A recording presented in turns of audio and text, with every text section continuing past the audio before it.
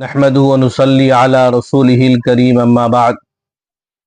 سامعین کرام، شب برات کے متعلق لوگ ہزاروں باتیں کہہ رہے ہیں کہ عبادت کا ثبوت نہیں ہے، حدیث ضعیف ہے، اور اگر حدیث ضعیف ہے تو بہت ساری حدیثیں تو ہیں، اگر اس حدیث پر عمل ہو رہا ہے تو یہ سمجھیے بہت بڑی بات۔ تو میں آپ کو حضور اکرم صلی اللہ علیہ وسلم کی چند حدیثیں سناتا ہوں تاکہ آپ حضرات کو معلوم ہو جائے کہ شب برات میں عبادت ثابت ہے۔ حدیث ضعیف ہے یا قوی، میں اس سلسلے میں گفتگو نہیں کرنا چاہتا۔ حضور اکرم صلی اللہ علیہ وسلم کا عمل دیکھیے۔ حضور صلی اللہ علیہ وسلم شعبان کی 13ویں تاریخ کو امت کی شفاعت کی دعا مانگی تو اللہ تبارک و تعالی نے 1/3 امت کی دعا قبول فرما لی، اور آپ صلی اللہ علیہ وسلم نے شعبان کی 14ویں رات کو دعا مانگی تو اللہ تعالی نے 2/3 امت کی شفاعت قبول کر لی۔ اللہ کے رسول صلی اللہ علیہ وسلم نے 15ویں شعبان کی رات کو اللہ تعالی سے امت کی شفاعت کی دعا مانگی تو اللہ تعالی نے تمام امت کی شفاعت کی دعا قبول فرما لی۔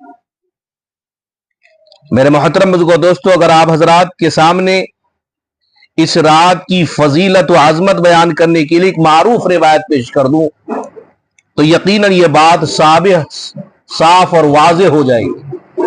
ایک مرتبہ حضرت جبرائیل علیہ السلام نے حضور اکرم صلی اللہ علیہ وسلم سے فرمایا، یا رسول اللہ صلی اللہ علیہ وسلم، اپنا سر آسمان پر اٹھائیے، آسمان کی طرف دیکھیے۔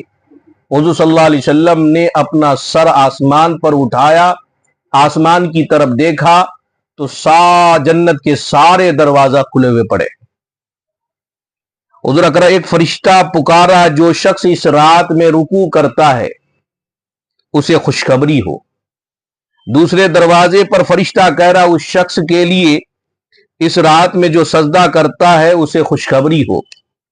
تیسرے دروازہ پر فرشتہ ندا دے رہا ہے کہ جس نے اس رات میں دعا کی اسے خوشخبری ہو۔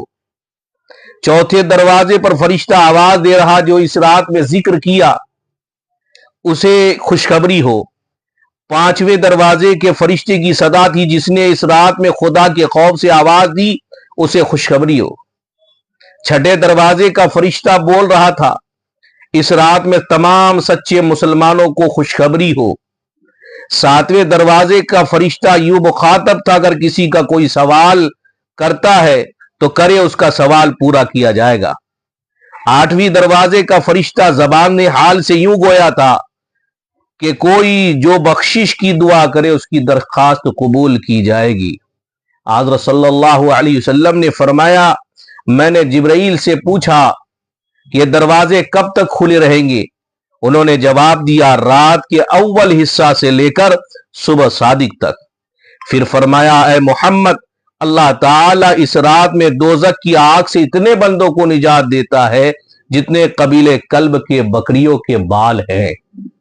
اتنی روایتوں کے ثابت ہونے کے لیے میرے محترم بزرگوں دوستو، اس رات کی فضیلت کے لیے یہی روایت کافی ہے۔ اگر جو شخص یہ کہتا یہ روایت ضعیف ہے یا قوی ہے، میں اس پر بحث نہیں کرتا۔ میں کہتا ہوں کہ بھائی، امت تو ایک جگہ جمع تو ہو رہی ہے اور مسجد میں آ کر اللہ کی عبادت تو کر رہے، صلاۃ التسبیح تو پڑھ رہے، ذکر و اذکار تو کر رہے، قرآن پڑھ رہے۔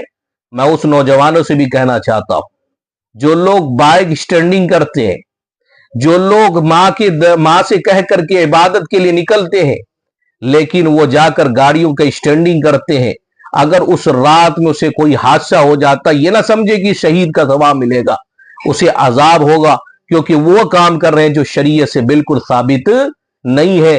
اگر جو شخص اس حادثے میں مر گیا یا اس حادثے میں کوئی کچھ ہو گیا تو یاد رکھنا اسے ثواب نہیں ملے گا، الٹ کر عذاب ہی ہوگا۔ میں نوجوانوں سے بات خاص طور سے عرض کرنا چاہتا ہوں، یہ موبائل کے مادھیم سے اللہ تعالیٰ سے دعا کریں کہ ہمیں عمل کی توفیق نصیب فرمائے۔ آخر دعوانا الحمدللہ رب